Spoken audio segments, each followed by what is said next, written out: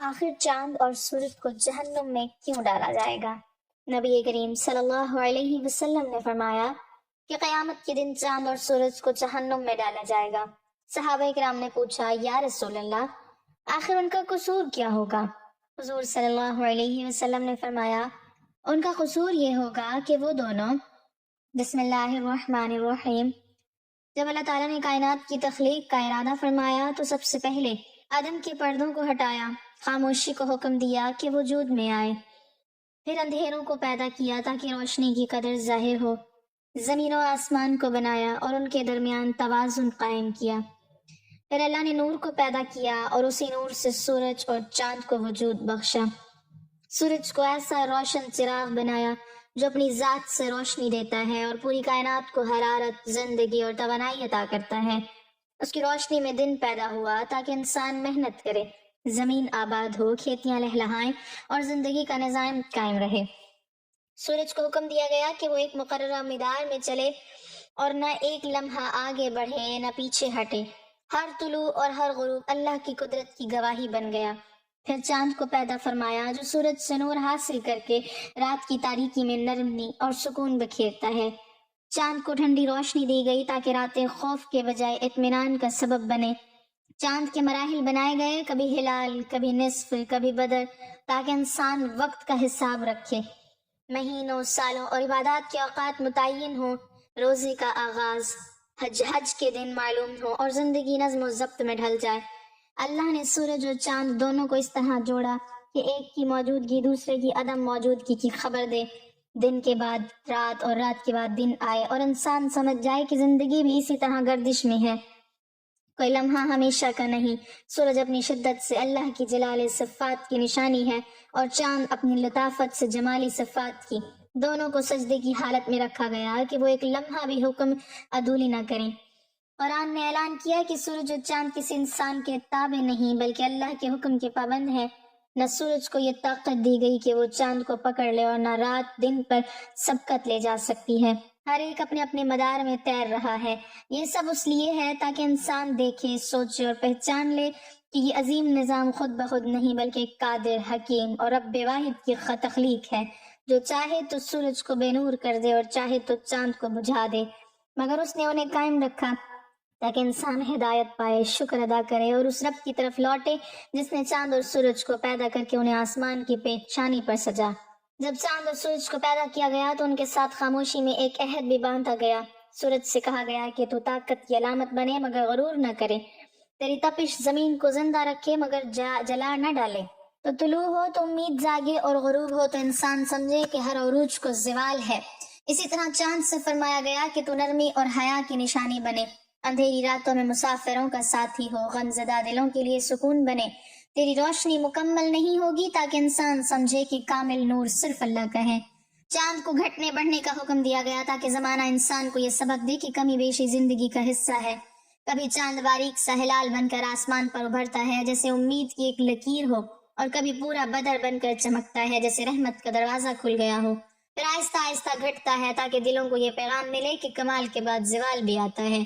سورج کو وقت کا نگہبان بنایا گیا، اس کی حرکت سے دنوں کا حساب ہوا، اس کے سایوں میں سے گھڑیوں نے جنم لیا، اسی کے طلوع و غروب سے نمازوں کے اوقات مقرر ہوئے۔ فجر کی سفیدی، ظہر کی تپش، عصر کی ڈھلتی روشنی، مغرب کا سرخ کنارہ اور عشاء کی تاریکی سب سورج کے حکم سے جڑی ہوئی ہیں۔ چاند کو مہینوں کا امین بنایا گیا، اسی کے دیکھنے سے روزہ رکھا گیا اور اسی کے نظر آنے سے عید کی خوشیاں نصیب ہوئیں، حج کے دن متعین ہوئے اور عبادات کا نظام قائم ہوا۔ اللہ نے سورج اور چاند کو کبھی ایک ساتھ مکمل اختیار نہ دیا تاکہ انسان سمجھ لے کہ دنیا میں کوئی ایک طاقت مکمل حاکم نہیں، سب اللہ کے محتاج ہیں۔ سورج اپنی پوری آب و تاب کے باوجود رات کو غائب ہو جاتا ہے اور چاند اپنی لطافت کے باوجود دن میں چھپ جاتا ہے۔ یہ چھپنا اور ظاہر ہونا اللہ کی قدرت کا اعلان ہے۔ قرآن میں بار بار انسان کو دعوت دی گئی کہ سورج اور چاند کو دیکھو، ان کے سجدے کو پہچانو، وہ بغیر تھکے ہزاروں برس سے ایک ہی حکم پر چل رہے ہیں، نہ ان میں ٹکراؤ ہے نہ بغاوت۔ ان کی خاموشی اطاعت انسان کی سرکشی پر سوال بن جاتی ہے۔ اگر سورج ایک لمحہ اپنی رفتار بدل دے تو نظام بکھر جائے، اور اگر چاند اپنا راستہ چھوڑ دے تو زمین کا توازن ٹوٹ جائے، مگر وہ دونوں اللہ کے حکم میں بندھے ہوئے ہیں، دنیا کو روشنی بھی دے رہے ہیں اور یہ سبق بھی یہ سبق کی طاقت ہو تو عدل کے ساتھ ہو، خوبصورتی ہو تو حیا کے ساتھ ہو، چمک ہو تو اطاعت کے ساتھ ہو۔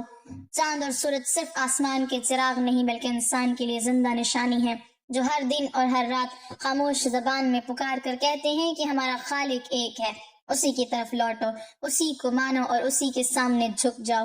چاند اور سورج کی کہانی یہیں ختم نہیں ہوتی، بلکہ ہر لمحہ ایک نیا پیغام بن کر جاری رہتی ہے۔ جب زمین پر پہلا انسان آیا تو اس نے سب سے پہلے آسمان کی طرف دیکھا، سورج کو دیکھا جو بغیر رکے چل رہا تھا، اور چاند کو دیکھا جو خاموشی سے رات کو سنوار رہا ہے۔ اسی دن انسان کے دل میں سوال پیدا ہوا کہ یہ کون ہے جو ان عظیم طاقتوں کو تھامے ہوئے ہے؟ اللہ نے اسی سوال کو ہدایت کا دروازہ بنایا۔ سورج کو مشرق سے نکال کر مغرب میں چھپا دیا تاکہ انسان سمجھے کہ سمتیں بھی اللہ کے حکم میں ہیں۔ چاند کو کبھی بادلوں میں چھپا دیا، کبھی صاف آسمان میں جگمگا دیا تاکہ انسان جانے کہ ظاہری پردے حقیقت کو مٹا نہیں سکتے۔ سورج جب گرہین میں جاتا ہے تو اس کی ساری آب و تاب ایک لمحے کو مان پڑ جاتی ہے، اور انسان لرز کر سمجھ لیتا ہے کہ جسے وہ طاقت سمجھ رہا تھا وہ بھی بے بس ہے۔ چاند جب گرہین میں ڈوبتا ہے تو رات مزید گہری ہو جاتی ہے، اور دلوں میں یہ احساس جاگ اٹھتا ہے کہ روشنی چھن جائے تو انسان کتنا محتاج ہو جاتا ہے۔ یہ گرہین دراصل اللہ کی تنبیہ ہے۔ سورج اور چاند نہ کسی کے رب ہیں نہ کسی کے مقدر کے مالک، بلکہ خود مخلوق ہیں۔ اللہ نے سورج کو زندگی کی سانس بنایا، اس کی روشنی سے سمندر بخارات بناتے ہیں، بادل بنتے ہیں، بارش برستی ہے اور مردہ زمین زندہ ہو جاتی ہے۔ چاند کو سمندروں پر اثر دیا، مد و جزر اس کے اشارے پر اٹھتے ہیں اور گرتے ہیں تاکہ زمین کا نظام متوازن رہے۔ انسان کے دلوں پر بھی چاند کا اثر رکھا گیا، اسی لیے راتیں سوچ، عبادت اور راز و نیاز کے لیے بنی۔ سورج کی روشنی میں دنیا کی دوڑ رکھی گئی اور چاندنی راتوں میں روح کی پرواز۔ اللہ نے دونوں کو اس طرح رکھا کہ ایک دوسرے کے بغیر ادھورے ہیں۔ سورج نہ ہو تو زندگی جم جائے اور چاند نہ ہو تو وقت بکھر جائے۔ یہ دونوں مل کر انسان کو یاد دلاتے ہیں کہ دنیا کا حسن توازن میں ہے، نہ صرف دن میں کھو جانا درست ہے، نہ صرف رات میں۔ قرآن نے ان کو آیات کہا، یعنی نشانیاں، ایسے نشانیاں جو بولتی نہیں مگر سمجھانے میں کبھی خاموش نہیں ہوتی۔ ہر طلوع میں ایک نیا آغاز ہے اور ہر غروب میں ایک انجام کا پیغام، ہر ہلال میں امید ہے اور ہر بدر میں شکر۔ چاند اور سورج انسان سے یہ عہد لیتے ہیں کہ جس رب نے ہمیں تھاما ہوا ہے وہی تمہیں بھی سنبھالے ہوئے ہے، بس شرط یہ ہے کہ تم اپنی نظریں آسمان کی نشانیوں سے اٹھا کر دل کے آسمان پر لے جاؤ اور وہاں اپنے رب کو پہچان لو۔ اسلام کے مطابق چاند اور سورج کے بارے میں ایک نہایت سبق آموز اور مستند حقیقت وہ ہے جو نبی کریم صلی اللہ علیہ وسلم کے زمانے میں پیش آئی۔ ایک دن مدینہ کی فضا معمول کے مطابق تھی کہ اچانک سورج کو گرہین لگ گیا، روشنی ماند پڑنے لگی، دن میں رات کا سا سما ہونے لگا۔ لوگ گھبرا گئے کیونکہ جاہلیت کے زمانے میں یہ عقیدہ تھا کہ سورج یا چاند کا گرہن کسی بڑے انسان کی موت یا پیدائش کی وجہ سے ہوتا ہے۔ اتفاق سے اسی دن حضور صلی اللہ علیہ وسلم کے صاحبزادے حضرت ابراہیم رضی اللہ تعالی عنہ کا وصال ہوا۔ کچھ لوگوں نے کہنا شروع کر دیا کہ سورج کو گرہن ابراہیم رضی اللہ تعالی عنہ کی وفات کی وجہ سے لگا ہے۔ یہ بات بظاہر حضور صلی اللہ علیہ وسلم کی عظمت بڑھانے والی تھی، مگر آپ صلی اللہ علیہ وسلم نے فوراً اس کی تردید فرمائی۔ آپ صلی اللہ علیہ وسلم مسجد کی طرف تشریف لے گئے، لوگوں کو جمع کیا اور نہایت واضح الفاظ میں فرمایا کہ سورج اور چاند اللہ کی نشانیوں میں سے دو نشانیاں ہیں کہ کسی کے مرنے یا جینے سے گرہین میں نہیں جاتے۔ جب تم انہیں گرہین میں دیکھو تو اللہ کی طرف رجوع کرو، نماز پڑھو اور دعا کرو۔ یہ الفاظ دراصل انسان کو یہ عقیدہ سکھانے کے لیے تھے کہ کائنات کی کوئی چیز بھی انسانی تقدیر کی غلام نہیں، بلکہ سب اللہ کے حکم کے تابع ہیں۔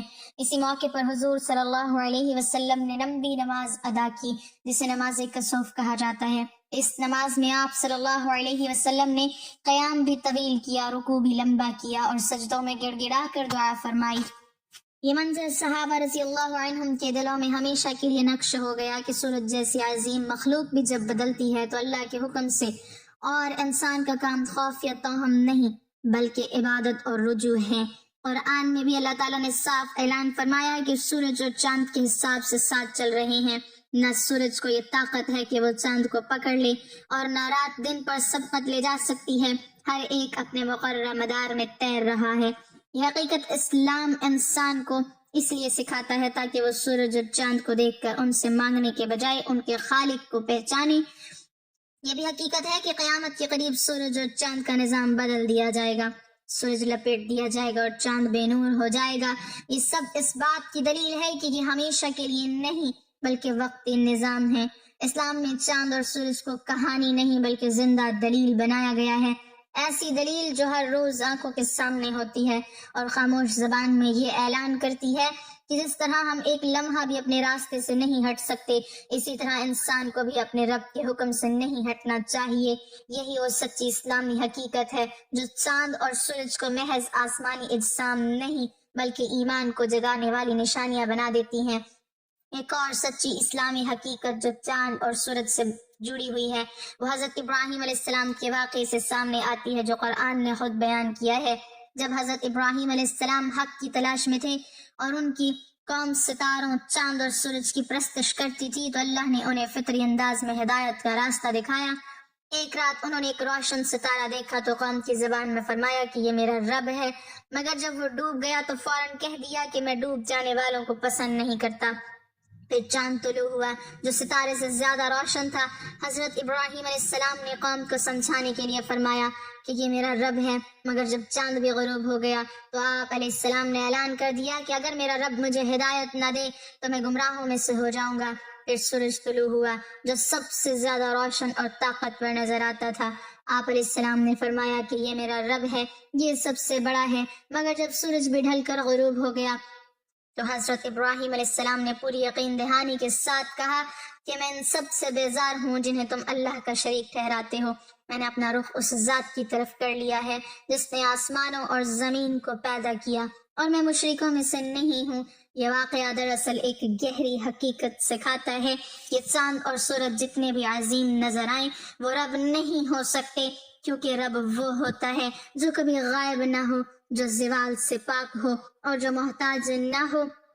اسلام نے اس واقعے کے ذریعے انسان کی عقل کو مخاطب کیا اور بتایا کہ جو چیز طلوع و غروب کی محتاج ہو وہ عبادت کے لائق نہیں۔ یہی وجہ ہے کہ اسلام میں سورج اور چاند کو سجدہ کرنے سے منع کیا گیا اور صاف حکم دیا گیا کہ اگر سجدہ کرنا ہے تو اس اللہ کو کرو جس نے انہیں پیدا کیا۔ یہ واقعہ محض ایک قصہ نہیں بلکہ عقیدے کی بنیاد ہے۔ آج بھی جب سورج غروب ہوتا ہے اور چاند گھٹتا بڑھتا ہے تو حضرت ابراہیم علیہ السلام کا یہ پیغام زندہ ہو جاتا ہے کہ طاقت، چمک اور روشنی دھوکہ ہو سکتی ہے، مگر سچائی ہمیشہ اس رب کے ساتھ ہے جو نہ ڈوبتا ہے نہ بدلتا ہے۔ چاند اور سورج اس واقعے کی صورت میں اسلام میں توحید کی سب سے روشن دلیل بن کر سامنے آتے ہیں جو انسان کو عقل، فطرت اور ایمان تینوں راستوں سے ایک ہی حقیقت کی طرف لے جاتے ہیں کہ عبادت صرف اسی ذات کی ہونی چاہیے جو ہمیشہ باقی رہنے والی ہے۔ اسلام میں چاند اور سورج سے جڑی ایک اور گہری اور دل دہلا دینے والی حقیقت قیامت کے مناظر سے تعلق رکھتی ہے جسے قرآن نے نہایت مختصر مگر لرزا دینے والے انداز میں بیان کیا ہے۔ اللہ تعالیٰ فرماتا ہے کہ جب آنکھیں پتھرا جائیں گی اور چاند بے نور کر دیا جائے گا اور سورج اور چاند کو اکٹھا کر دیا جائے گا۔ یہ آیت دراصل اس نظام کے خاتمے کا اعلان ہے جسے انسان ہمیشہ قائم سمجھتا ہے۔ دنیا میں سورج پوری آب و تاب کے ساتھ چمکتا ہے اور چاند سکون بکھیرتا ہے، مگر قیامت کے دن یہی روشن نشانیاں بے بس ہو جائیں گی۔ سورج جس کے طلوع پر دنیا جاگتی ہے اس دن سر پر لا کھڑا کیا جائے گا۔ حدیث میں آتا ہے کہ سورج لوگوں کے اتنا قریب کر دیا جائے گا کہ پسینے میں ڈوب جائیں گے۔ یہی سورج جو دنیا میں زندگی کی علامت ہے اس دن آزمائش کا سبب بنے گا تاکہ انسان جان لے کہ اصل نجات روشنی میں نہیں بلکہ ایمان میں ہے۔ چاند جسے شاعر محبوب کا چہرہ کہتے ہیں اور جس کی روشنی میں مسافر راستہ ڈھونڈتے ہیں، قیامت کے دن بے نور ہو جائے گا، اس کا حسن ماند پڑ جائے گا تاکہ انسان سمجھ جائے کہ حسن بھی عارضی ہے۔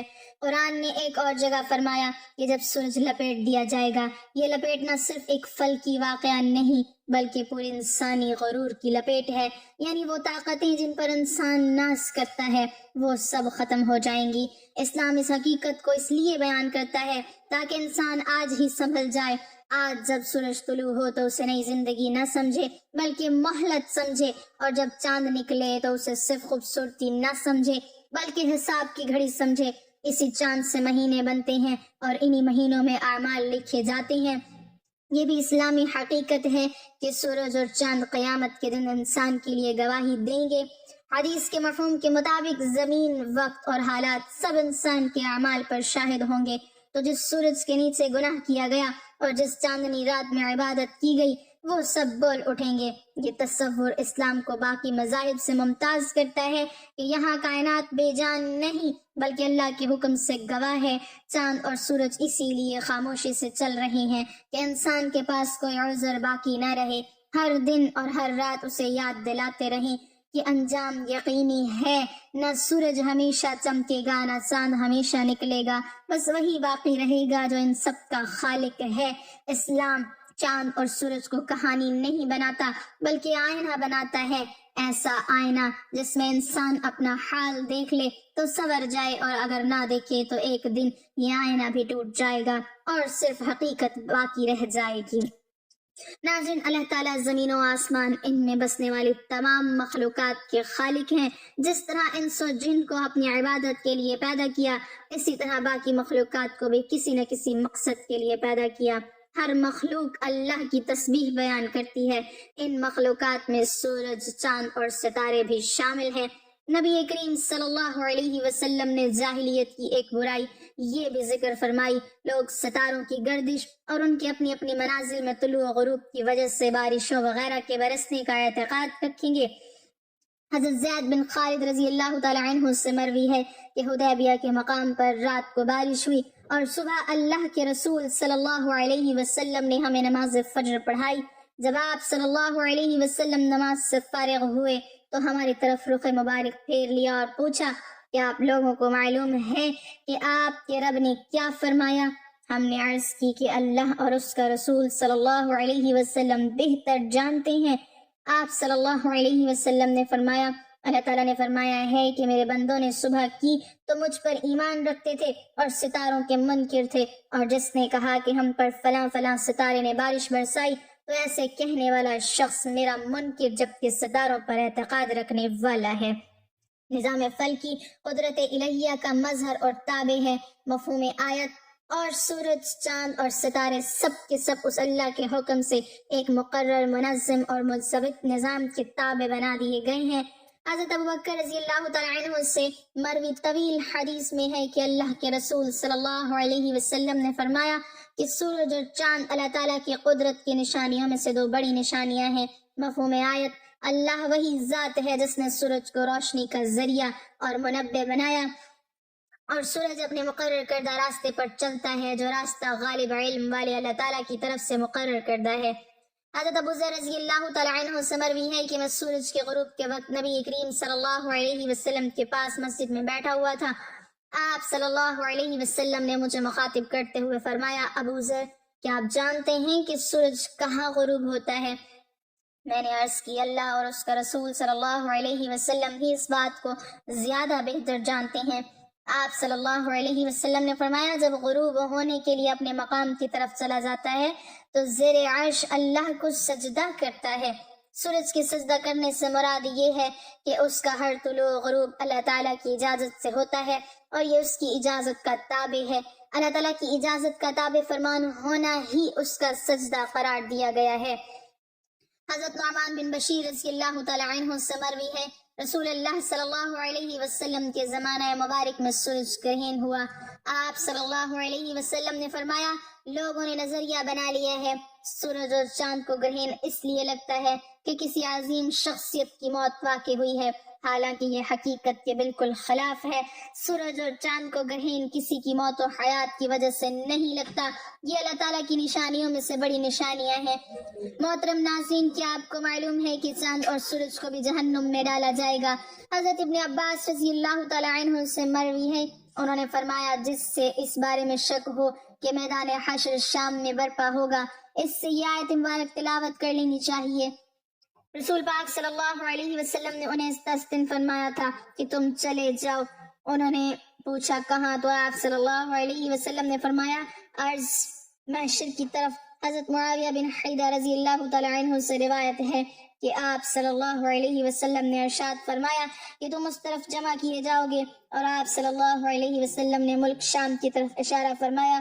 حضرت سمرہ بن جندب رضی اللہ تعالی عنہ سے روایت ہے کہ آپ صلی اللہ علیہ وسلم نے فرمایا تم بیت المقدس کی طرف مشہور ہوگے اور پھر تم قیامت میں جمع ہوں گے۔ حضرت وہاب بن منبع رحمۃ اللہ علیہ فرماتے ہیں کہ اللہ تعالیٰ نے بیت المقدس سے فرمایا تھا کہ میں تجھ پر اپنا عرش رکھوں گا اور تیری طرف اپنی مخلوق کو محشور کروں گا، اور تیرے پاس داؤد علیہ السلام سوار ہو کر آئیں گے۔ حضرت ابن عمر رضی اللہ تعالیٰ عنہ سے روایت ہے کہ آپ صلی اللہ علیہ وسلم نے فرمایا کہ جو شخص یہ چاہے کہ اپنی آنکھ سے قیامت کا مشاہدہ کرے تو اسے چاہیے کہ وہ اذا الشمس کوورت واذا النجوم انکدرت کو پڑھ لے۔ قیامت کے دن ایک منادی ندا کرے گا جس سے یہ سب مخلوقات سنے گی، وہ کہے گا ہر قوم جو خدا کو چھوڑ کر جن معبودوں کی عبادت کرتی تھی ان کے ساتھ ہو جائے۔ چنانچہ ہر شخص کے سامنے اس کے معبود کی صورت بنا دی جائے گی جس کی وہ عبادت کیا کرتا تھا۔ ایک فرشتے کی شکل حضرت عزیر علیہ السلام جیسی اور ایک فرشتے کی شکل حضرت عیسیٰ ابن مریم علیہ السلام جیسی بنا دی جائے گی۔ چنانچہ یہودی اور عیسائی ان دونوں کے پیچھے چل پڑیں گے، پھر یہ معبود انہیں جہنم کی طرف لے جائیں گے، پھر کوئی نہیں بچے گا، صرف مومن رہ جائیں گے۔ البتہ مومنین میں کچھ منافق بھی ہوں گے۔ اللہ تعالیٰ ان کے سامنے جس حالت میں چاہیں گے ظہور کریں گے اور فرمائیں گے اے لوگو سب لوگ چلے گئے، تم بھی اپنے خدا کے ساتھ جس کی تم عبادت کرتے تھے اس کے ساتھ چلے جاؤ۔ وہ عرض کریں گے کہ خدا کی قسم اللہ کے سوا ہمارا کوئی معبود نہیں، ہم غیر اللہ کی عبادت نہیں کرتے تھے۔ پھر اللہ تعالیٰ اپنی پنڈلی مبارک سے پردہ ہٹا کر مومنین پر اپنی عظمت کی تجلی فرمائیں گے جسے وہ پہچان لیں گے کہ وہی ان کا رب ہے۔ مومنین یہ دیکھ کر سجدہ ریز ہو جائیں گے جبکہ منافقین گدی کے بل جا کر گریں گے، کیونکہ اللہ تعالیٰ ان کی پشتوں کو بیل کے سینگ کی طرح سخت کر دے گا۔ پھر اللہ تعالیٰ مومنین کو حکم دیں گے تو وہ اپنا سر اٹھائیں گے۔ حضرت ابن عباس رضی اللہ تعالیٰ عنہ سے روایت ہے کہ سیدنا ابو بکر صدیق رضی اللہ تعالیٰ عنہ نے عرض کیا یا رسول اللہ میں دیکھ رہا ہوں کہ آپ صلی اللہ علیہ وسلم بوڑھے ہو رہے ہیں۔ آپ صلی اللہ علیہ وسلم نے فرمایا مجھے سورہ ہود، سورہ واقعہ اور سورہ مرسلات، سورہ عما یتساءلون اور سورۃ التکاثر نے بوڑھا کر دیا۔ حضرت ابو مریم رضی اللہ تعالی عنہ سے روایت ہے کہ آپ صلی اللہ علیہ وسلم اذا الشمس کوورت کا مطلب یہ بیان کیا کہ سورج کو بے نور کر کے دوزخ میں ڈال دیا جائے گا، اور وَإِذَا النُّجُومُ انْكَدَرَتْ کا مطلب یہ بیان کیا کہ ستاروں کو توڑ کر جہنم میں ڈال دیا جائے گا، اور ہر اس معبود کو جس کی خدا کے سوا پرستش کی گئی دوزخ میں ڈالا جائے گا سوائے حضرت عیسیٰ علیہ السلام اور ان کی والدہ کے۔ حضرت ابن عباس رضی اللہ تعالیٰ عنہ اذا الشمس کوورت کی تفسیر میں فرماتے ہیں کہ اللہ تعالیٰ سورج، چاند، ستاروں کو قیامت کے دن سمندر میں پھینک کر ان کی روشنی کو مسخ کر دیں گے۔ پھر اللہ تعالیٰ مغرب کی طرف سے ہوائیں چلائیں گے جو سمندر کو بھڑکا کر آگ میں بدل دیں گے۔ اور بعض حضرات نے یہ فرمایا ہے کہ جب سورج کو سمندر میں پھینکا جائے گا تو اس سے سمندر کھول اٹھے گا اور پھر آگ میں تبدیل ہو جائے گا۔ حضرت ابو ہریرہ رضی اللہ تعالی عنہ فرماتے ہیں کہ قیامت کے دن سورج اور چاند بے نور کر دیے جائیں گے۔ حضرت ابی بن کعب رضی اللہ تعالی عنہ فرماتے ہیں کہ قیامت سے پہلے 6 نشانیاں ظاہر ہوں گی۔ لوگ بازاروں میں چل پھر رہے ہوں گے کہ سورج کی روشنی بجھ جائے گی، ابھی وہ اسی حالت میں ہوں گے کہ پہاڑ زمین پر گر پڑیں گے اور زمین لرزنے لگے گی، جس سے جنات گھبرا کر انسانوں کی طرف اور انسان گھبرا کر جنات کی طرف بھاگیں گے۔ جانور، پرندے اور درندے آپس میں خلط ملط ہو جائیں گے۔ ارشاد خداوندی ہے جب جنگل کے جانوروں میں رول پڑ جائے، یعنی ایک دوسرے میں مل جائیں، اور جب بیاتی اونٹنیاں چھٹتی پھریں اور جب دریا کے جھونکے جائیں، اس وقت جنات انسانوں سے کہیں گے ہم تمہیں کہتے ہیں کہ سمندر کی طرف چلو۔ جب وہ وہاں پہنچیں گے تو آگ ہی آگ نظر آئے گی جس سے شعلے اٹھ رہے ہوں گے۔ لوگ اسی حالت میں ہوں گے کہ اچانک زمین پھٹ کر 7ویں تہ سے جا لگے گی اور آسمان پھٹ کر 7ویں آسمان سے جا ملے گا۔ تب ان پر ایک ایسی ہوا چلے گی جو انہیں موت کی آغوش میں سلا دے گی۔ حضرت ابن مسعود رضی اللہ تعالی عنہ فرماتے ہیں کہ آسمان کی حالت تبدیل ہوتی رہے گی کبھی تو وماہلہم رویدا کی طرح ہوگی اور کبھی وردتن کدہان اور کبھی واہیاتن آسمان پھٹتا رہے گا اور اس کے احوال تبدیل ہوتے رہیں گے۔ حضرت محمد بن کعب رحمۃ اللہ علیہ کی روایت سے امام قرطبی رحمۃ اللہ علیہ فرماتے ہیں قیامت کے دن لوگوں کو اندھیروں میں اٹھایا جائے گا اور آسمان کو لپیٹا جا چکا ہوگا، ستارے جھڑ جائیں گے، سورج اور چاند ختم ہو جائیں گے اور ایک منادی آواز دے گا، لوگ اس دن اس کی آواز کے پیچھے دوڑیں گے۔ ارشاد باری تعالی ہے اس دن پیچھے دوڑیں گے پکارنے والے کے، ٹیڑھی نہیں، جس کی بات آپ صلی اللہ علیہ وسلم نے فرمایا جب میں جنت میں داخل ہوں گا اور اپنے رب ذوالجلال کو دیکھوں گا تو اس کے سامنے سجدہ ریز ہو جاؤں گا۔ اللہ تعالیٰ مجھے اپنی تعریف اور بزرگی بیان کرنے کی ایسی اجازت دیں گے جو اپنی مخلوق میں سے کسی کو نہیں دی ہوگی۔ پھر اللہ تعالیٰ فرمائیں گے یا محمد اپنا سر اٹھائیں، شفاعت کریں، آپ کی شفاعت قبول ہوگی، آپ سوال کریں، آپ کو عطا کیا جائے گا۔ جب میں اپنا سر اٹھاؤں گا تو اللہ تعالیٰ استفسار فرمائیں گے کہ آپ کیا چاہتے ہیں، حالانکہ اللہ تعالیٰ خوب جانتے ہیں۔ میں عرض کروں گا یا اللہ آپ نے مجھ سے شفاعت کا وعدہ فرمایا تھا، بس آپ جنتیوں کے حق میں میری شفاعت قبول فرمائیں تاکہ وہ جنت میں داخل ہو سکیں۔ اللہ تعالیٰ فرمائیں گے میں نے ان کے حق میں آپ کی شفاعت قبول کی اور ان کو جنت میں داخل ہونے کی اجازت دی۔ اس ذات کی قسم جس نے مجھے حق کے ساتھ بھیجا ہے، تم دنیا میں اپنی بیویوں اور گھروں کو اس سے زیادہ نہیں پہچانتے جس طرح جنت والے اپنی بیویوں اور گھروں کو پہچانتے ہیں۔ بس ہر آدمی 72 ہوروں سے ہم بستری کرے گا جنہیں اللہ تعالیٰ اس جنتی کے لیے پیدا فرمائیں گے، اور اولاد آدم علیہ السلام میں سے 2 عورتوں سے بھی ہم بستری کرے گا جنہیں عبادت خداوندی کی وجہ سے جنت کی عورتوں پر فضیلت حاصل ہوگی۔ ان میں سے پہلی سے یاقوت کے کمرے میں سونے کے تخت پر ہم بستری کرے گا جو موتیوں سے گھرا ہوگا۔ اس عورت نے ریشم کے ستر جوڑے پہنے ہوں گے۔ اگر جنتی اپنے ہاتھ اس کے دونوں کندھوں کے درمیان رکھ کر اپنے ہاتھ کی طرف دیکھے گا تو اسے اپنا ہاتھ اس کے سینے میں سے اس کے کپڑوں، گوشت اور جلد کے پیچھے سے بھی دکھائی دے گا، نیز جتنی اس کی پنڈلی کے گودے کو بھی دیکھ سکے گا۔ جس طرح تم میں سے کوئی یاقوت کی نلکی میں دھاگے کو دیکھ سکتا ہے، اس کی بیوی کا جگر اس کے لیے آئینہ ہوگا اور اس کا جگر بیوی کے لیے آئینہ ہوگا۔ جب وہ اپنی بیوی کے پاس ہوگا نہ وہ اس سے اکتائے گا اور نہ اس کی بیوی اس سے اکتائے گی۔ یہ جب بھی اس کے پاس آئے گا اسے کنواری پائے گا، نہ مرد کا ذکر سستی کرے گا، نہ ہی بیوی کی فرج کو شکایت ہوگی۔ اس دوران انہیں ندا دی جائے گی کہ تم دونوں میں سے کوئی بھی سیر نہ ہوگا اور نہ ہی منی نکلے گی۔ جنتی مرد سے کہا جائے گا تیرے لیے اور بھی بہت سی بیویاں ہیں۔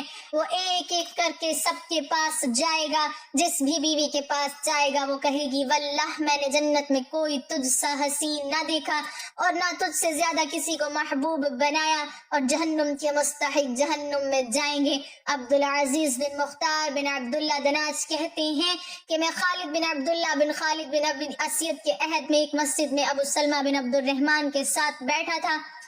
حسن بھی آ کر بیٹھ گئے، ہم گفتگو کر رہے تھے۔ دوران گفتگو ابو سلمہ نے کہا ہمیں سیدنا ابو ہریرہ رضی اللہ تعالی عنہ نے بیان کیا ہے کہ نبی کریم صلی اللہ علیہ وسلم نے فرمایا قیامت والے دن سورج اور چاند دونوں دوزخ میں لپٹے ہوں گے اور ان کا رنگ سرخ ہوگا۔ حسن نے کہا ان کا کیا گناہ ہے؟ سیدنا ابو ہریرہ رضی اللہ تعالی عنہ نے کہا میں تجھے رسول اللہ صلی اللہ علیہ وسلم کی حدیث بیان کر رہا ہوں۔ یہ سن کر حسن خاموش ہو گیا۔ انہیں دوزخ میں ڈالنا بطور سزا نہیں ہے بلکہ سورج اور چاند کی پرستش کرنے والوں کی مذمت اور ان کو رسوا کرنے کے لیے انہیں دوزخ میں ڈالا جائے گا کہ دیکھو جن کو تم خدا سمجھتے تھے اور جن کی پرستش کرتے تھے تم کو عذاب سے بچانا تو درکار، آج وہ خود دوزخ میں پڑے ہیں اور خود کو دوزخ سے نہیں نکال سکتے۔ حضرت علامہ مفتی احمد یار خان نعیمی علیہ رحمہ لکھتے ہیں کہ چاند اور سورج عذاب پانے کے لیے دوزخ میں نہیں جائیں گے بلکہ اپنے پجاریوں کو عذاب دینے جائیں گے۔ ان کی گرمی عذاب کی گرمی سے مل کر عذاب کو دوبالا کر دے گی۔ دیکھو دوزخ میں عذاب دینے کے لیے فرشتے بھی تو ہوں گے، مگر وہ عذاب پانے کے لیے وہاں نہیں گئے بلکہ عذاب دینے کے لیے ہوں گے۔ نیز چاند اور سورج نور ہیں اور نور کو نار تکلیف نہیں دیتی۔ دیکھو مومنین گناہگاروں کو نکالنے کے لیے دوزخ میں جائیں گے مگر بالکل تکلیف نہ پائیں گے۔ اللہ تعالی ہمیں دین کی مکمل سمجھ نصیب فرمائے اور ہمیں نیکوکاروں میں شامل کرے، آمین۔ ناظرین کمنٹ باکس میں اللہ تعالیٰ کے 99 ناموں میں سے ایک نام ضرور ٹائپ کریں۔